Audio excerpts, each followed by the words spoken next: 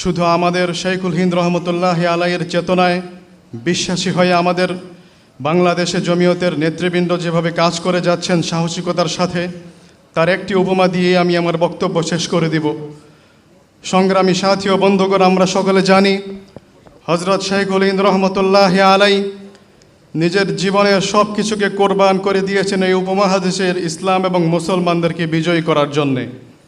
হযরত চাইলে পারতেন দর্শে হাদিসের শাহী মসনদে বসে শুধুমাত্র হাদিসের দর্শ দিয়ে জীবনটাকে অতিবাহিত করতে, কিন্তু তিনি তা করেননি। তিনি এদেশের জনগণ, ইসলাম এবং মুসলমানদের কথা চিন্তা করে রাজপথে নেমে আসতে বাধ্য হয়েছেন, শাহাদাতের রক্তিম পথকে বেছে নিতে বাধ্য হয়েছেন। যার কারণে ইংরেজদের বিরুদ্ধে সর্বদা প্রতিবাদ অব্যাহত রাখার কারণে তাকে মাল্টার কারাগারে নির্বাসিত হতে হয়েছিল। দীর্ঘদিন পর্যন্ত সেখানে মানবেতর জীবন যাপন করেছেন, কিন্তু এক মুহূর্তের জন্য বাতিলের সাথে তিনি আপোষ করতে প্রস্তুত ছিলেন না। আমরা দেখতে পাই বাংলাদেশে আমাদের জমিয়তের যে জাতীয় নেতৃবৃন্দ আছেন, তারা শাইখুল হিন্দের চেতনাকে নিয়ে এগিয়ে যাচ্ছেন। নিকট অতীতের একটি জ্বলন্ত উদাহরণের প্রমাণ আমরা জানি।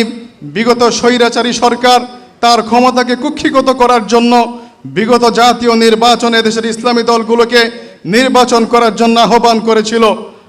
তার পরিপ্রেক্ষিতে আমাদের জমিয়তকে নির্বাচনে অংশগ্রহণ করার জন্য আহ্বান করেছিল।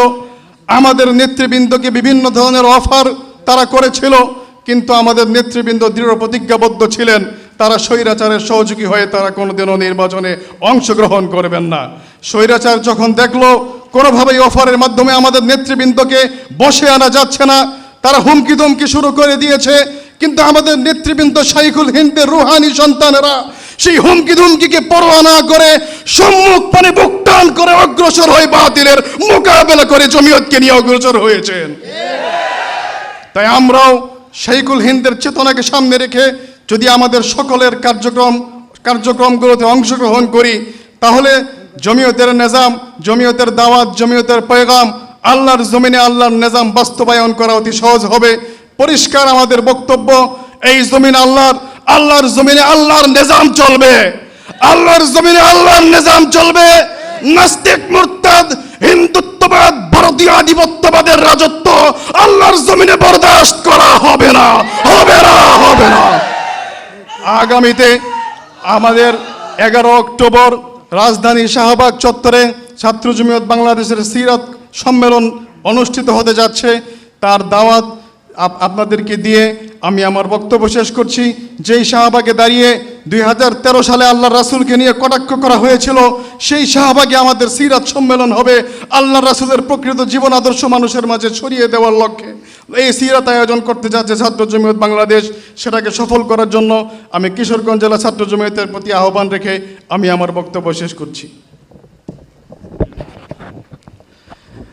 এই পর্যায়ে আপনাদের সম্মুখে বক্তব্য নিয়ে আসছে জমিয়তে উলামা ইসলাম বাংলাদেশের কেন্দ্রীয় প্রচার সম্পাদক মাওলানা জয়নাল আবেদিন সাহেব।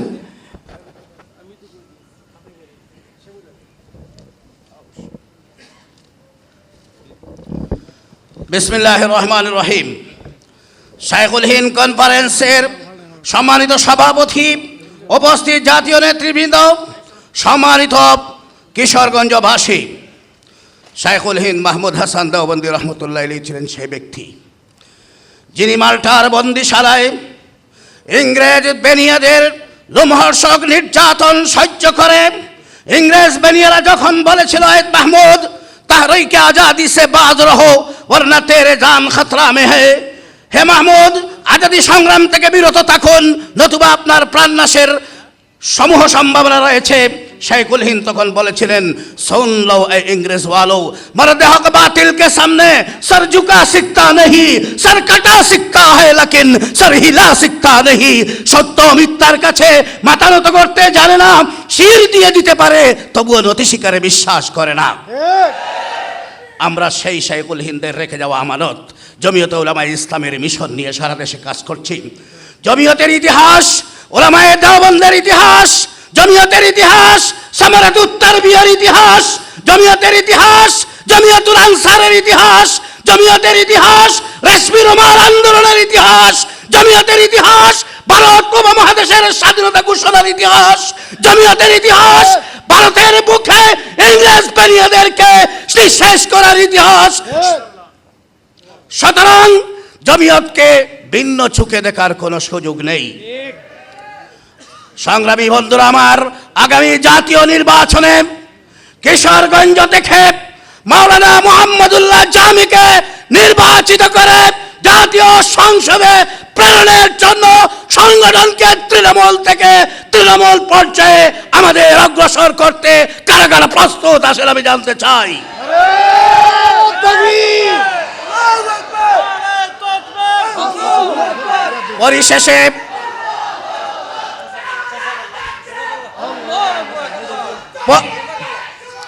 পরিশেষে আওয়ামী দুঃশাসনের জাতাকলে নিষ্পেষিত হয়ে যারা যে ধরনের ত্যাগ এবং কুরবানির নজরানা পেশ করেছেন, শাহাদত থেকে শুরু করে আহত পর্যন্ত সকলের শুকরিয়া আদায় করছি, শহীদদের মাগফিরাত কামনা করছি, দরজা বুলন্দ করছি। নাসরুম মিনাল্লাহ ওয়া ফাতহুন কারীব ওয়া বাশশিরিল মুমিনিন।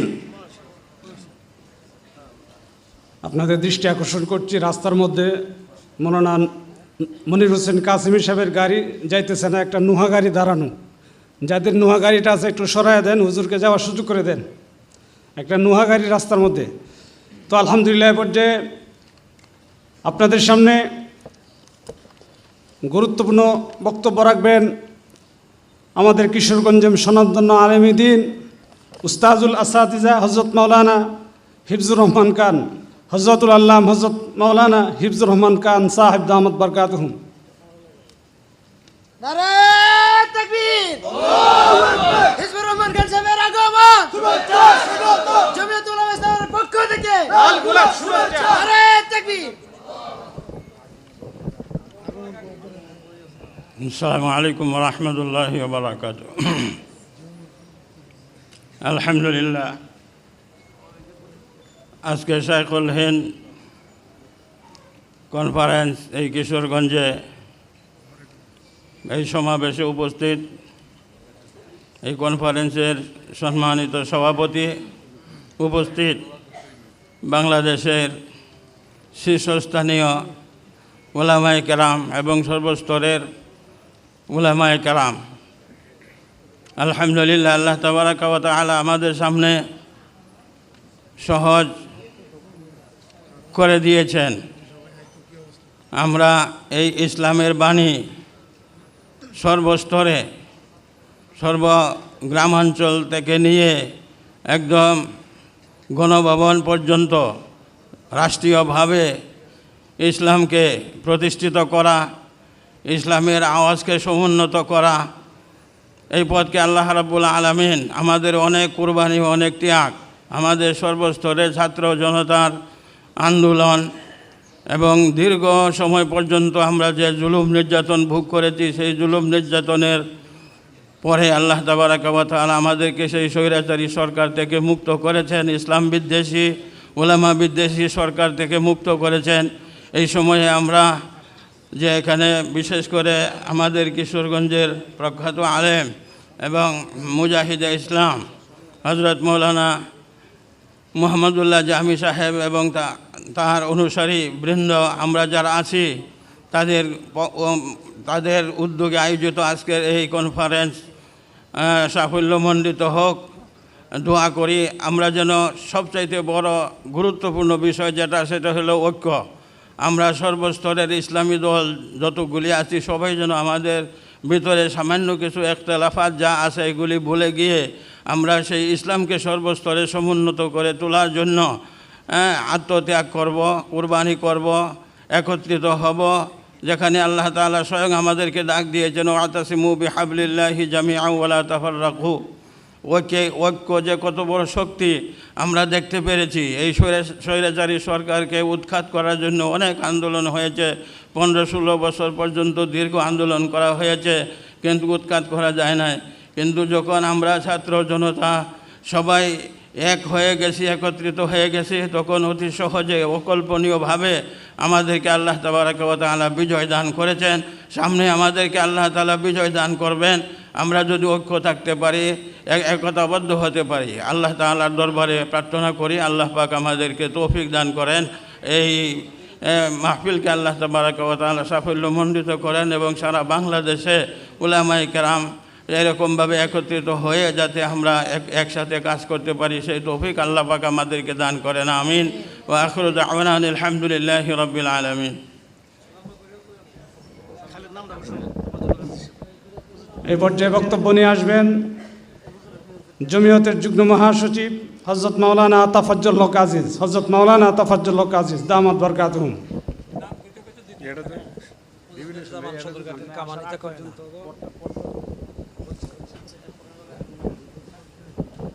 আসসালামু আলাইকুম ওয়া রাহমাতুল্লাহি ওয়া বারাকাতুহু।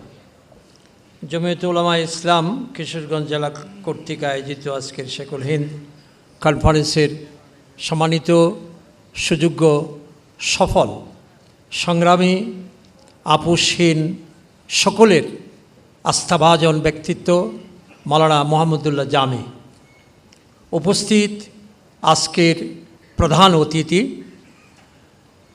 জমিয়তে উলামা ইসলামের কেন্দ্রীয় সিনিয়র সহসভাপতি, দেশের শীর্ষ শাইখুল হাদিস আল্লামা ওবায়দুল্লাহ ফারুক সাহেব দামাল বারকাতুহু সহ প্রধান বক্তা এবং বিশেষ অতিথি এবং আজকে বিভিন্ন দল থেকে আগত অতিথিবৃন্দ এবং সামনে যারা আছেন আমার প্রিয় কর্মী ভাইরা, দায়িত্বশীল ভাইরা, প্রথমেই যে কথাটা বলতে চাই সেটা হলো ডক্টর ইউনূস যিনি এখন রাষ্ট্রপ্রধান অথবা তত্ত্বাবধায়ক প্রধান, আমরা তাকে সমর্থন দিয়েছি এবং তার সফলতাও কামনা করছি।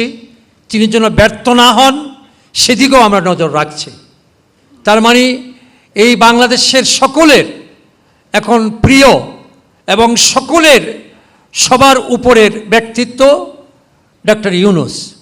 কিন্তু তিনি যদি বলেন যে আগামী শুক্রবারে বাইতুল মুকাররম আমি নামাজ পড়াবো, এখন আপনারা কি নামাজ পড়বেন? কিছু দিয়ে বলেন না, জুড়ে বলেন। তাইলে এবার মনির সাহেব যে কথা বলে গেলেন, এবার আমি একটু বলি, সেটা হলো যে আজীবন আমরা যাকে দেখলাম ইসলাহের ময়দানে, যাকে আমরা দেখলাম তাসাউফের ময়দানে, যাকে আমরা দেখলাম যে মাদ্রাসার তালিবের সেই দরসগার চতুর্সীমানায় আবদ্ধ, যাকে দেখলাম কোনোদিনই সিয়াসতের ময়দানে অথবা জাতীয় কোনো সমস্যা সমাধানে আমরা যাকে দেখলাম না কোনোদিন আজ পর্যন্ত, হঠাৎ করে আজকে তিনি যদি আমাদেরকে ডাক দেন যে আছেন আমরা সকলে মিলে দেশ গড়ার লক্ষ্যে আমরা সকলে সংলাপ করি, তাহলে ডাল মে কুছ কাল হায়।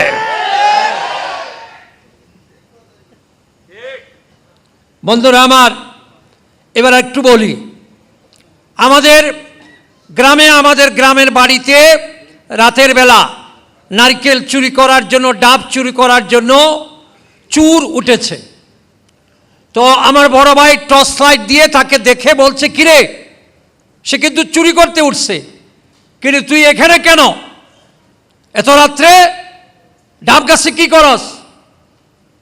আমি বাড়িতে ঝগড়া করেছি, ঝগড়া করে আমি ডাব গাছে উঠে ফাঁস লাগাইয়া আমি মরতে চাই। বিশ্বাসযোগ্য কথা বলে না। সে উঠছে কি জন্য? হ্যাঁ, তো সে এখন বলতেছে যে ফাঁস লাগায় মরতে চায়। বন্ধুরা আমার, রং পাল্টাবে এখন যে পরিস্থিতি, সেই পরিস্থিতিতে কত ধান্দাবাজ, কত দালাল, কত কুচুকরি, কত পা চাটারা রং পাল্টাবে, তারা তাদের জার্সি পাল্টাবে, সাইনবোর্ড পাল্টাবে, ব্যানার পাল্টাবে। আমাদেরকে সতর্ক থাকতে হবে। বৈষম্য দেখুন, শাইখুল হিন্দ কনফারেন্স, শাইখুল হিন্দের চেতনা ছিল বৈষম্যহীন সমাজ প্রতিষ্ঠা করা, ইনসাফ ভিত্তিক সমাজ প্রতিষ্ঠা করা।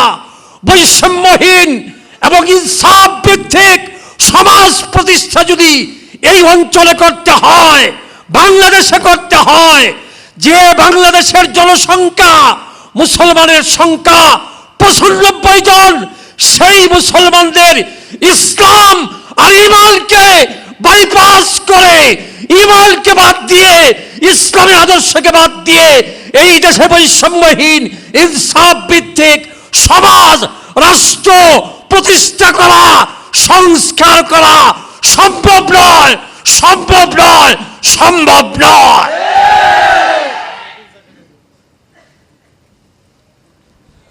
এ পর্যায়ে বক্তব্য রাখবেন জমিয়তে উলামা ইসলাম বাংলাদেশ কেন্দ্রীয় কমিটির যুগ্ম মহাসচিব হযরত মাওলানা বাহাউদ্দিন জাকারিয়া, হযরত মাওলানা বাহাউদ্দিন জাকারিয়া সাহেব দামাত বরকাতুহুম।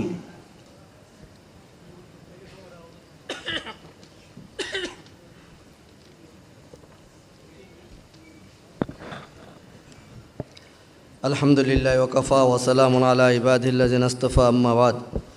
জমিয়তে উলামা ইসলাম বাংলাদেশ কিশোরগঞ্জ জেলা শাখা কর্তৃক আয়োজিত শাইখুল হিন্দ কনফারেন্সের মহতারম সভাপতি, উপস্থিত জাতীয় নেতৃবৃন্দ, কিশোরগঞ্জ জেলা জমিয়তে উলামা ইসলামের নেতৃবৃন্দ, আজকে হযরত শাইখুল হিন্দ কনফারেন্সের আগত সুধীবৃন্দ, সময় খুবই কম, মাগরিবের ওয়াক্ত সময় ঘনিয়ে আসছে। এছাড়া অনেক নেতৃবৃন্দ বাকি আছেন, তারাও বক্তব্য রাখবেন। আজকে যে শাইখুল হিন্দ কনফারেন্সের আয়োজন করা হয়েছে, শাইখুল হিন্দ ছিলেন একটি বিপ্লবী চেতনার নাম, একটা আদর্শিক চেতনার নাম। শাইখুল হিন্দ যেভাবে হাদিসের মসনদে ভারত উপমহাদেশের মুকুটির সম্রাট ছিলেন, তদ্রূপ ইংরেজ সাম্রাজ্যবাদ বিরুদ্ধে লড়াই সংগ্রামের প্রথম কাতারে ছিলেন এবং নেতৃত্ব দিয়েছেন। শাইখুল হিন্দ সম্পর্কে আলোচনা করতে হলে যে লম্বা সময়ের প্রয়োজন, এত স্বল্প সময়ের ভিতরে আমার মতো একজন নগণ্যের শাইখুল হিন্দকে তুলে ধরা একটা অসম্ভব ব্যাপার।